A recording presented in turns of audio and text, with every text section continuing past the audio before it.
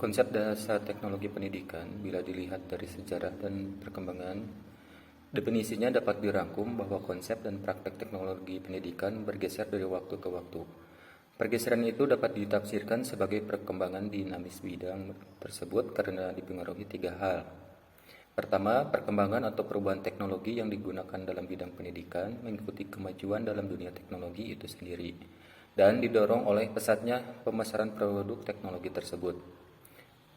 Kedua, perkembangan atau perubahan teknologi yang digunakan dalam dunia pendidikan tidak pernah meninggalkan produk teknologi yang lama, tetapi tetap menggunakannya dan memperkaya dengan penggunaan teknologi yang lebih baru. Ketiga, penggunaan istilah teknologi pembelajaran pada awal tahun 1970 berubah menjadi teknologi pendidikan.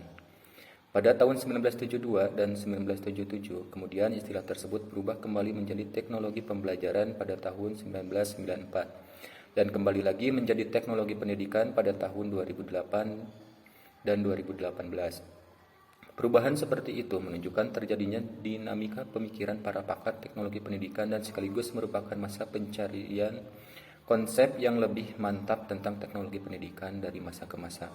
Masa pencarian tersebut pada saatnya mungkin akan secara relatif menetap dalam ruang lingkup dan fokus pengkajian teknologi pendidikan sebagai ilmu pengetahuan.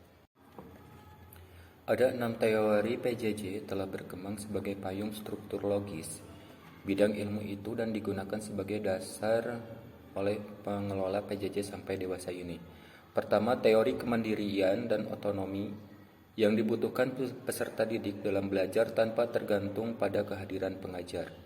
2. Teori industrialisasi, pembelajaran yang dibutuhkan dalam mengembangkan dan pengelola PJJ. 3. Teori interaksi dan komunikasi yang melalui penerapannya dapat lebih menjamin terjadinya pembelajaran PJJ lebih efektif dan menyenangkan. 4. Teori belajar orang dewasa yang menempatkan PJJ dapat dipadukan sesuai bagi peserta didik yang dewasa. 5. Sintesa teori PJJ yang menyatakan semua teori PJJ dapat dipadukan untuk membuat PJJ berfungsi secara maksimal. 6. Teori ekuivalensi yang penerapannya memungkinkan setiap peserta didik PJJ mendapat kesempatan layanan belajar yang sama dan hasil belajar yang sama. Keenam teori itu menjadi dasar dalam PJJ agar dapat memfasilitasi peserta didik memperoleh kesempatan pendidikan dan dengan hasil yang maksimal. Berbeda dari pendidikan tatap muka, bahan pembelajaran yang digunakan mempunyai berbagai karakteristik yang memungkinkan penggunaannya tanpa bantuan sama sekali dari pengajar.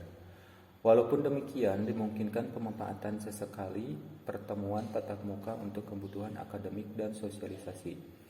Manajemen PJJ menganut berbagai prinsip seperti pembelajaran yang berfokus pada peserta didik, penggunaan sumber belajar dalam skala luas, fungsi studi dan praktek etis, penggunaan teknologi dalam PJJ, penggunaan teknologi tepat guna. Penerapan berbagai prinsip tersebut menjamin terlaksananya pengelolaan yang komprehensif, sistematik, efektif, dan efisien.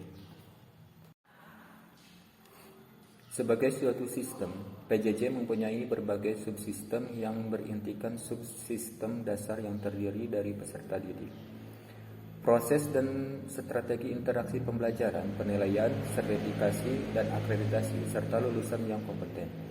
Subsistem dasar tersebut didukung oleh seperangkat subsistem utama yang terdiri dari kurikulum yang relevan, bahan pembelajaran bermedia, layanan peserta didik, infrastruktur teknologi komunikasi, fungsi administratif dan akademik, dan sistem jaminan kualitas. Subsistem utama ini sangat menentukan pencapaian sistem secara keseluruhan, yaitu lulusan yang kompeten.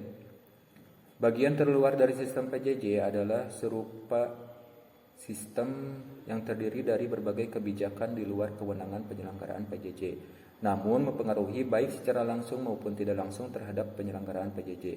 Walaupun posisi sistem berada di bagian luar sistem PJJ, namun pengaruhnya sangat besar dan acap kali fundamental bagi penyelenggara program PJJ, karena mau tidak mau sistem PJJ harus menyesuaikan dengan perubahan pada sistem tersebut. Manajemen bahan pembelajaran secara keseluruhan terdiri dari tahap persiapan, tahap pengembangan, tahap reproduksi, dan tahap distribusi.